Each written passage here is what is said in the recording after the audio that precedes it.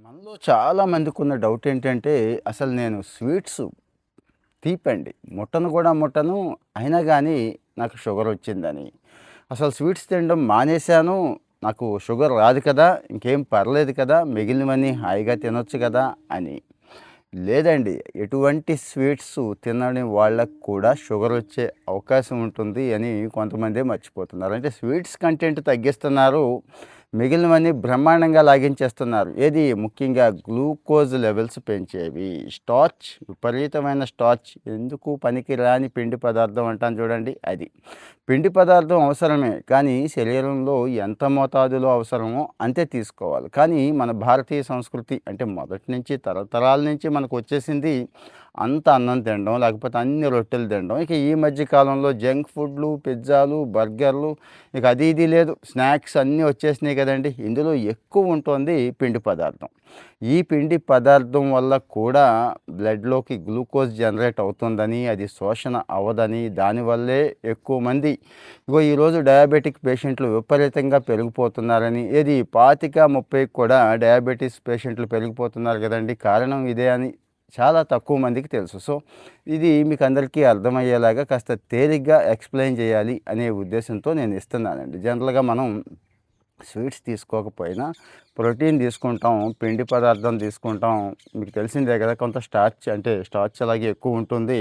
ఇంకాస్త fibre content ఉంటుంది. ఇవన్నీ కూడా జీర్ణాశయంలో విచ్ఛిన్నమైపోతాయండి. విచ్ఛిన్నమైపోయి గ్లూకోజు అనే సాధారణమైన చక్కెరగా మారిపోతాయి. మారాక అక్కడి నుంచి రక్తంలో కలుస్తాయండి.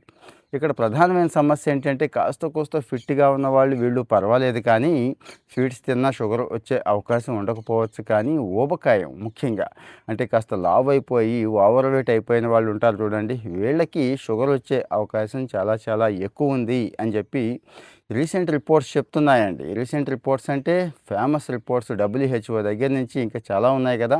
ఈ రిపోర్ట్స్ ఏమున్నా గానీ నేను స్టడీ చేస్తూ ఉంటాను. నాకదొక ఇంట్రెస్ట్ అండి. స్టడీ చేసి ఆ విషయాల్ని లైఫ్ స్టైల్‌కి ముడిపెడుతూ అంటే లైఫ్ స్టైల్‌లో చిన్న చిన్న విషయాల్ని యాడ్ చేసుకుంటే మనం హ్యాపీగా ఉండొచ్చు, ఆనందంగా ఉండొచ్చు, ఆరోగ్యంగా ఉండొచ్చు అని నేను నమ్ముతాను. అందుకే ఒక లైఫ్ స్టైల్ కోచ్‌గా మీకు చాలా చిన్న విషయాన్ని కూడా ఇది అవసరమైందా అని మీకు అనిపిస్తది కానీ మీలో చాలామందికి యెస్ చాలా అవసరం అని అనిపిస్తుంది కదండీ! అది. సో, ఇక్కడ జరుగుతున్న పొరపాటు ఏంటంటే మనం విపరీతమైన స్టార్చ్ తినేస్తున్నాము అనేది గుర్తుంచుకోండి. అంటే మనం తినే వాటిల్లో ప్యూర్ ప్రోటీనే ఉందా? ప్యూర్ కార్బోహైడ్రేట్స్ ఉన్నాయా? ఆ కార్బోహైడ్రేట్స్ కూడా మంచివేనా? ఫైబర్ ఏమాత్రం ఉంటుంది? విటమిన్ కంటెంట్ ఏమాత్రం ఉంటుంది? అనేది చూసుకోవట్లేదు. ఇక్కడ ఏమవుతోంది అంటే ఎక్కువగా ఈ పిండి పదార్థం కొవ్వు ఆమ్లాలు ఉత్పత్తి అవుతాయండి. గుర్తుంచుకోండి. ఏది?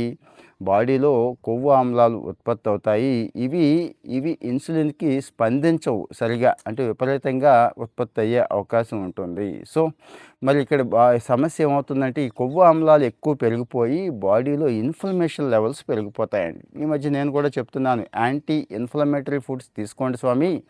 చాలా చాలా మంచిది. మంచిదేంటి అవసరం కూడా. ఎవరు సమంత దగ్గర నుంచి ఆవిడ ఇన్‌ఫ్లమేటరీ డైట్ ఏదో ఉందో అది చెప్పాను. ఇక ఈరోజు 52 సంవత్సరాల హీరోయిన్స్ కొంతమంది ఉన్నారు కదండీ! పేర్లు ఎందుకులెండి. వాళ్ళు కూడా ఎంత చక్కగా ఫిట్‌గా హాయిగా ఉంటున్నారంటే యాంటీ ఇన్‌ఫ్లమేటరీ డైట్ తీసుకుంటున్నారు. అంటే వాళ్ళు తీసుకునే డైట్‌లో ఈ ఇన్‌ఫ్లమేషన్‌ని ప్రేరేపించే ఫుడ్స్ ముఖ్యంగా విపరీతమైన పిండి పదార్థం స్టార్చ్ లేకుండా చూసుకుంటారు. అలాగని మీరు అన్నం తినొద్దంటారా? చపాతీ తినొద్దంటారా? అంటారు. నేను అంటలేదు తినండి. బ్రౌన్ రైస్ తీసుకోండి. ఒక కప్పే తీసుకోండి. దానికి సమానమైన మంచి కూరలు తీసుకోండి. చపాతీ తీసుకోండి. చక్కటి మల్టీ గ్రెయిన్ తీసుకోండి. దానికి సమానమైనది తీసుకోండి. ఇక మన తృణధాన్యాలు, సజ్జలు, జొన్నలు, రాగులు అన్నీ కూడా అద్భుతమైన ఫైబర్ కంటెంట్ ఉంటాయి. రిచ్ కంటెంట్ ఉంటాయండి. సో, మరి ఈ ఇన్ఫ్లమేషన్ అనేదే ప్రధానంగా షుగర్‌కి కారణం అవుతోంది. మీరు చూసే ఉంటారు మనుషులు ఇంత దుబ్బులాగా పెరిగిపోతూ ఉంటారండి. అంటే ఉండడానికి మించిన లావుగా కనిపిస్తూ ఉంటారు. మీరు అబ్జర్వ్ చేశారో లేదో. సో, మరి వీళ్ళల్లో ఈ కణాలు ఇన్సులిన్‌కి స్పందించవండి. గుర్తుంచుకోండి. ఇన్సులిన్స్‌కి స్పందించవు. దీంతో గ్లూకోజ్ లెవెల్స్ పెరిగిపోతూ ఉంటాయి. దీంతో కులోమ గ్రంథి అంటాం శరీరంలో. ప్యాంక్రియాస్ అంటాం కదండీ! దీని మీద ఇంకాస్త ఒత్తిడి పడుతూ ఉంటది. పాపం ఇదేమో ఇంకాస్త ఎక్కువ ఇన్సులిన్‌ని ప్రొడ్యూస్ చేయడానికి ట్రై చేస్తది. కానీ ఎంతని ట్రై చేస్తది, ఒకరోజు ఒక పూట అంటే ఓకే. మనం రోజు ఆ రేంజ్‌లో, ఆ లెవెల్‌లో పిండి పదార్థం లోపలికి పంపించేస్తూ ఉంటే అంటే ఇక్కడ నేను ఈ విషయం చెప్పదలుచుకుందేంటంటే, ఈ వీడియోలో చెప్పదలుచుకుంది మీరు తింటున్న వాటిలో స్టార్చ్ ఎంతుంది అనేది ఒకసారి చూడండి. అంటే ఎందుకు పనికిరాని స్టార్చ్ ఉన్నప్పుడు కాస్త ఆలోచించండి. మంచి ప్రోటీన్ తీసుకోండి, మంచి కార్బోహైడ్రేట్ తీసుకోండి. మంచి కార్బోహైడ్రేట్ అంటే ఫైబర్ ఉండాలి. ఇక మిగిలినవన్నీ కామన్ అండి. ఇక్కడ ఈ విషయంలో మనం చేస్తున్న పొరపాటే చాలామందికి షుగర్ రావడానికి, ఆల్రెడీ షుగర్ వచ్చిన వాళ్ళకి షుగర్ పెరగడానికి అని చెప్పి చాలా రిపోర్ట్స్ చెప్తున్నాయి. మీరేమన్నా డాక్టరా అంటారు చాలామంది. దీనికి డాక్టరే అవ్వక్కర్లేదండి. ఫేమస్ రిపోర్ట్స్ అన్నీ నేను స్టడీ చేస్తూ ఉంటాను. అప్పటికి మీకు ఇంకా డౌట్ ఉంటే మీ డాక్టర్ గారిని కలవండి. యాక్చువల్‌గా ఇవి డైటీషియన్స్ ఈ మధ్య బ్రహ్మాండంగా షేర్ చేస్తున్నారు ఇలాంటి విషయాలన్నీ కూడా. సో, మరి మంచి డైటీషియన్‌ని కూడా కలవచ్చు. తప్పేమీ లేదు. తినే తిండి 80% మన ఫిట్‌నెస్ లెవెల్స్‌ని, మన ఆరోగ్యాన్ని ప్రభావితం చేస్తోంది అని నేను చాలా చాలా బలంగా నమ్ముతానండి. మరి ఈ విషయం మీరు నమ్ముతున్నారా? నమ్మితే ఇంకెందుకు మరి ఆలస్యం? ఫాలో అయిపోండి దయచేసి. మరి ఇలాంటి మంచి విషయాలు ఎప్పటికప్పుడు కావాలి అనుకుంటే లైక్ ఇచ్చేయండి. లైక్ ఇస్తే వస్తూ ఉంటాయి. మన వాళ్ళుంటారు కొంతమంది, అరే! ఈ విషయం షేర్ చేయాలి వీళ్ళకి అని. వాళ్ళకి కూడా షేర్ చేయండి. మరి ఫాలో అవుతూ ఉంటుంటే ఇలాంటి మంచి లైఫ్ స్టైల్‌కి సంబంధించిన అన్ని విషయాలు మీతో షేర్ చేసుకోవడం నాకు ఇంట్రెస్ట్ అండి. అందుకే షేర్ చేస్తూ ఉంటున్నాను. Thank you.